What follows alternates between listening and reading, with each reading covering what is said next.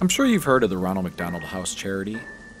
They provide housing for families of sick kids when they're in the hospital. Seems pretty innocent, right? Well, there's another side of the charity. There's another type of Ronald McDonald House. One that not many people know about. There's one in most big cities. You won't find it by looking for it. Doesn't have an address. Doesn't have a sign above the door. Doesn't even have windows. No, the only way you'll find it is if you're taken there. That's how I found it. I've never met my real parents. I've been in and out of foster families and group homes here in Detroit since I was a kid. I'm 15 now. And I'm what they refer to as a bad kid. Always causing trouble, always getting thrown out and placed with another unsuspecting do-gooder who thinks they can help me. I always prove them wrong. My caseworker sat across the black metal table looking weary and frazzled. On the table between us was a thick letter-sized brown envelope. My case file. "Well, your reputation has preceded you," she said. "And now you only have two options. Military school in Lansing, or the Ronald McDonald House, which has miraculously cleared you for acceptance. I don't have the patience for drill sergeants and 5 a.m. reveille. And how bad could a halfway house named after a fast food clown possibly be? Ronald McDonald House it was." Dark clouds loomed above the day I climbed in the back of my caseworker's town car. My few belongings in a backpack and the clothes on my back. That's all I could take. One of the few belongings I had was a photo album filled with pictures of all the foster families I'd been with. It was nice to remember some of them, even if I had royally fucked it up each time. "I've had a few cases who went through the Ronald McDonald House," the caseworker said from the front seat. "Things went so well for those kids. I never had to transfer them anywhere else. In fact, the house took over their case files and everything." We drove into downtown Detroit, past all the familiar landmarks. I'd been thrown out of one foster home just outside town because I snuck into downtown Detroit with some neighbor kids to sneak into a dive bar. Good times. Well, here we are. The car came to a stop. I looked out the window. We had parked in front of a tall, gray, windowless building, sandwiched between two other industrial buildings on a narrow city street. I noticed there was an address on the building to my left, and one on the right, but none on this particular building. Not even a sign. "Are you sure?" I asked, hesitating as I opened the car door and climbed out the back seat. I slung my backpack over my shoulder, clinging tightly to the strap, and followed the caseworker up to the windowless metal doors. She pressed a buzzer and spoke to someone inside. The doors clicked to unlock. We walked in. As soon as the metal doors closed behind us, I noticed the pin-drop silence. It was that sort of silence that is so oppressive and empty it almost deafens you. Across the dimly lit lobby, there was a glass window with someone inside, a secretary. She was turned away, typing something intently. We walked over to the window. The caseworker rang a bell on the counter, and the secretary spun around in her chair. Her face, it was painted like a clown. Like Ronald McDonald, in fact. She even had the short, curly red hair. Otherwise, she wore a typical white nurse's dress. I wanted to laugh at how bizarre it was, but I couldn't. A chill swept down my spine, and something just wasn't right. I watched as the nurse and my caseworker interacted, paperwork passing through the window. The caseworker slid my case file under the glass, as the nurse slid her some papers to sign. As my caseworker signed the papers, the nurse looked at me. Her smile should have been warm and welcoming, but all I saw in her eyes was hunger. "I can't stay here," I stammered loudly. "Take me to the military school in Lansing. Please." What's the matter, sweetie? The nurse asked, her voice muffled slightly behind the glass. Afraid of clowns? I looked into her hungry eyes. Now there was a malicious glint as she laughed. My caseworker laughed too, obliviously, and said, Now, don't overreact. You'd hate the military school. Besides, this will be good for you. Yes, said the clown nurse, this will be good for you. Before I could object, I heard a slam behind me. I spun around to see an open door in the far corner of the lobby, to the left of the front desk window. There was no one there, just the light that flooded in from the door. Then the creeping shadows. Shrill, echoing laughter and growing shadows along the wall inside the door. Oh, said the caseworker, here comes the welcome committee. As I stared in horror, clutching the strap of my backpack, my caseworker patted me on the shoulder for the last time. Don't worry, honey. It'll be different this time. You'll feel right at home here, I promise. She turned to leave. I felt bile churning in my stomach. No, I said desperately. You can't leave me here. Oh no, I've got to get going. I never did like clowns. And with that, she left me there. The metal door slammed behind her, and I was alone. I faced the open doorway by the front desk again. The shadows had almost entered the room, and the piercing laughter was filling the lobby with sound. I ran for the front doors, pounded and yanked and pushed and screamed. Screamed for help, screamed for my caseworker, screamed for anyone, please, God! I turned to see the nurse behind the glass smiling at me again. And then they entered, laughing all the while. A whole group of laughing nurses with clown faces and red hair. Some male, some female, but all with the same terrifying Ronald McDonald makeup. And in the dim light of the lobby, I could see the glint of metal tools in their hands. Coming up the rear was a pair of clown nurses rolling a metal table, complete with restraints. Get the fuck away from me, I screamed. I pounded at the metal doors again. Let me out of here! They surrounded me, grabbing me as I thrashed and screamed and tried to tear myself away. Laughing as I kicked and squirmed, they slammed me onto the rolling table and strapped me down. I looked around wildly. I was surrounded. Let me go! I screamed, twisting and turning and pulling at the restraints. They rolled me through the open doorway and down a seemingly endless white hallway. They just laughed and laughed and laughed. They waved their shiny scalpels and razors and needles mere inches from my face, just to make me flinch and scream. This made them laugh even harder. The last thing I remember, before one of them finally injected me, was the hands. Gloved fingers prodding inside my mouth and pulling at the sides of my mouth, distorting my screams and forcing an unnatural grin onto my tear-streaked, sweaty face. Hot, rancid breath in my face, and the whispered, perverted voice speaking the words. We love to see you smile. Then, as maniacal laughter seemed to warp and wind down like a dying record player, everything faded to black.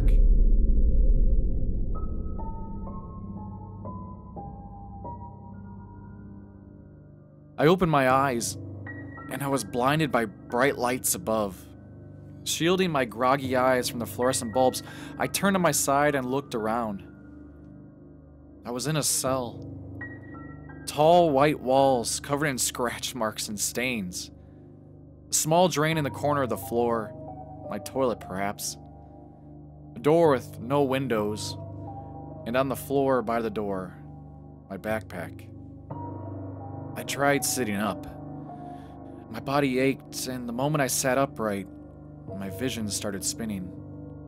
Wonder what they had drugged me with, I thought to myself. I realized I was shivering. I looked down.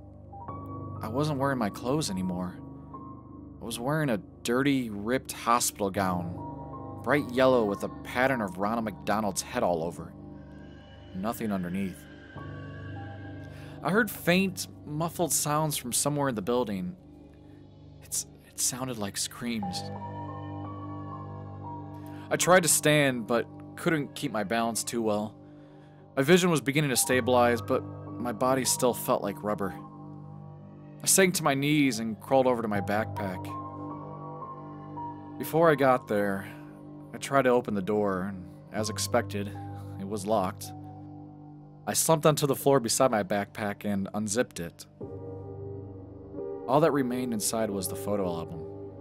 They had taken my notebooks and pens and my cell phone. Of course they did. I warily opened the photo album, but instead of the photos that had been in there, photos of myself and my previous foster families, photos where I'd attempted to look happy and hopeful even though I knew I wouldn't be there for long. Instead of those photos, they were like crime scene photos. And in each one, I recognized one of my former foster families, brutally murdered and covered in blood. My heart raced and my stomach churned. I began to turn the pages quicker. Each page, a new photo, a new family, new carnage. I recognized their faces and the inside of their homes. I had lived with all these people, and now they were all dead. I came to the last few pages. A photo of a house at night. Then a window of that house. Then inside the house. A dark hallway with a light coming from one doorway. Then a photo of my caseworker, brushing her teeth at her bathroom mirror. Then a photo of her looking at the camera in horror. Then a photo of the caseworker, naked, covered in her own blood, contorted in some unnatural position in her bathtub. I turned to the last page finally. Written inside the back cover of the photo album were 3 words. You never existed. I felt bile rise in my stomach. I threw the book to the ground and crawled over to the hole in the floor and vomited. They were right. Having killed everyone who ever knew me, it was as though I never existed. I heard more faint screaming in the distance. I knew I had to get out. I wiped the vomit off my face with my hospital gown, crawled back over to my backpack. Hopefully they hadn't found my secret weapon. I unzipped the front pocket and reached down into the very bottom, my fingers scraping the fabric. Sure enough, there they were, flush with the seams in the bag, nearly undetectable. The pins I used for picking locks. I told you, I'm a bad kid. I leaned against the door and listened. I could hear footsteps approaching, but just as soon as they had come, they faded in the other direction. I knew I had to work fast. I jiggled the handle with one hand and picked the lock with the other hand. It was surprisingly simple. Holding the handle, I slowly pulled myself to my feet. I could maintain my balance now. I pulled the door open just a crack. The clown nurse darted past. God, my heart almost stopped. But his footsteps didn't slow or change and soon faded. He thankfully didn't notice me. I slowly opened the door a little bit more and poked my head out. Seemingly endless white hallways in either direction. The distant screams were louder now, coming from all around. Taking a deep breath, I stepped into the hallway and closed the door behind me. I decided to go to the right. Passing doors, identical to the door I had been behind. I heard the screams and sobbing coming from behind each one. I stopped for a moment at one door. I heard the crying of a child inside. I jiggled a handle to see if I can let him out. Damn it. Locked. I kept moving, looking behind me every few seconds to make sure no new nurses had come into the hallway. Then I had passed a set of white double doors. I stopped for a moment. The word "play place" was written in tall, thin letters across the width of both doors. I heard more screaming coming from within. The screams of multiple people this time. And laughter. The insane, shrill laughter of the clown nurses. I was afraid to find out what sort of trouble was happening inside, and I knew I had to keep moving.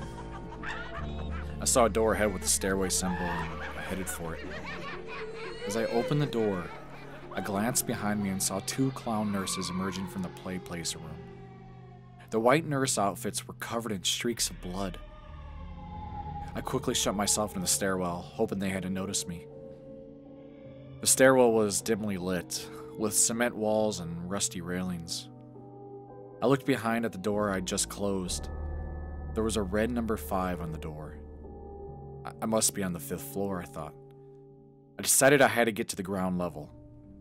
Each footstep echoed as I began to descend the stairs. I couldn't hear the screaming anymore. Just a low, deep humming sound, like pipes in the walls. It was a welcome respite compared to the screaming. I finally came to the door numbered 1. The staircase seemed to descend a few floors lower, but I stopped here and slowly peeked through the door. More white hallways, but no clown nurses to be seen. So far, so good. I stepped through the door and walked into the hallway. I noticed I couldn't hear any screaming on this floor, just the buzz of the fluorescent tube lights above. I came to the end of the hallway and another set of double doors. A large red cross, the kind you'd see on a lifeguard stand or a first aid kit, was painted across the width of the doors. I pressed my ear to the door. All I heard was a slow, rhythmic pulse like a machine at work, and faintly a beeping sound, like you hear in a hospital room. I knew I shouldn't open the door. I knew this wasn't the exit. I knew I needed to keep looking. But I had to see. I turned the handle. It wasn't locked. And I peeked inside. It was a cavernous white room. Fluorescent lights flickered and buzzed. I saw wires hanging all around. And hanging from the ceiling, in rows, kids.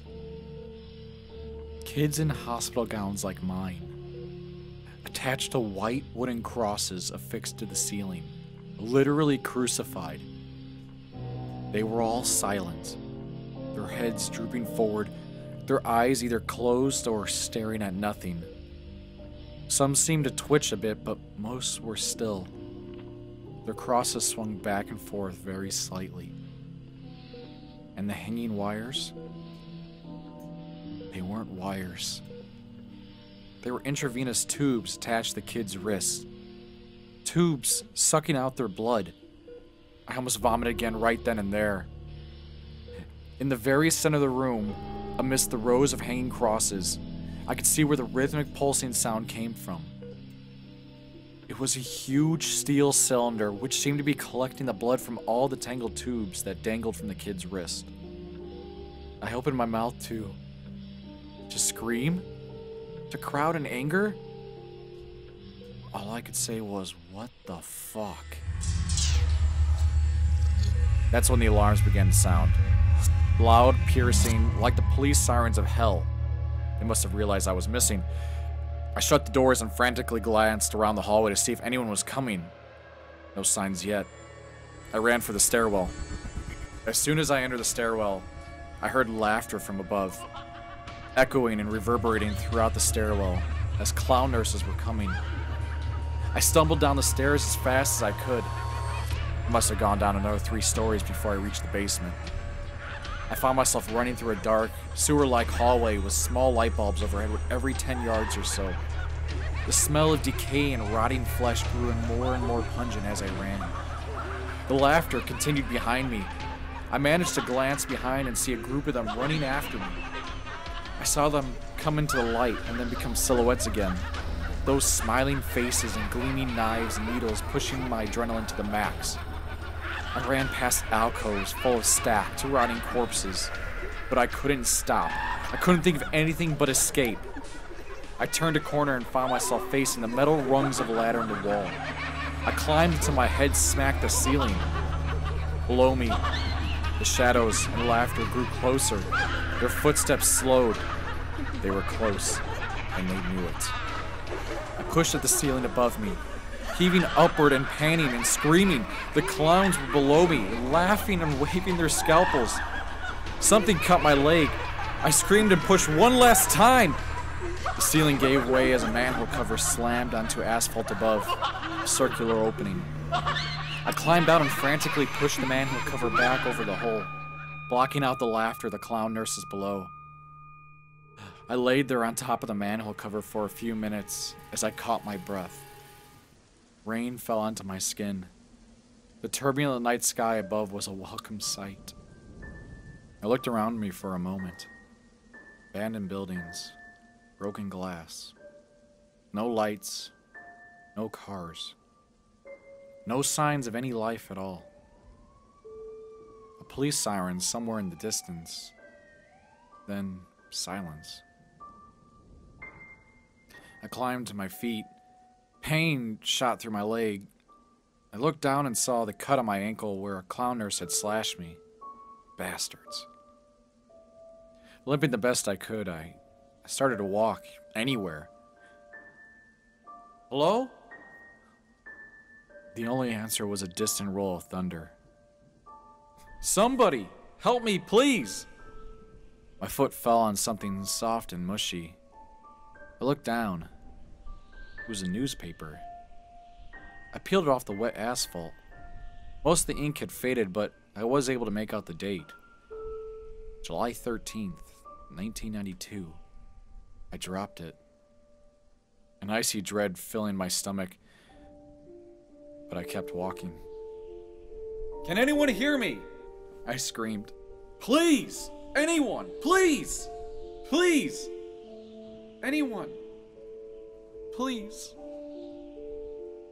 My words faded into delirious sobs. I stood still for a moment. The rain had soaked through my thin hospital gown, and I shivered as the wind blew.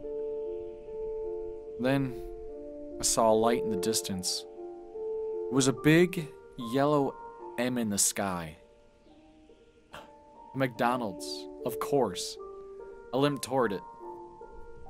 When I came to the McDonald's, I saw that apart from the M, the rest of the building was completely dark. I walked cautiously toward the broken windows and looked in. Nothing but darkness. I turned and surveyed the play place outdoor playground. 10-foot tall structures of colored tubes for kids to crawl through. Sitting at one of the benches was a familiar figure. The Ronald McDonald statue. You know, the one where you could sit beside him and it looks like he's got his arm around your shoulders. Every kid has seen it. I shuddered at the sight of it, though. The doors were unlocked. I walked in, out of the rain. Just silence. Just darkness. I noticed that the decor wasn't like the modern McDonald's you see. It was still the same as it was in the 80s, with the white plastic booths and the red and yellow tiles. The wind seemed to whisper through the broken windows. I noticed something on the front counter. A black rectangle. I got closer. It was a laptop. A nearly new laptop. I let out a soft, delirious laugh. I knew what I was supposed to do. So I took the laptop outside and sat beside the Ronald statue. I opened the laptop and began to record this story. The rain has fallen on the keys, but I don't care. There's nothing left to do now but wait. Because I've been noticing out of the corner of my eye, Ronald is trying to look over my shoulder. He's laughing now. And all I can do is join him.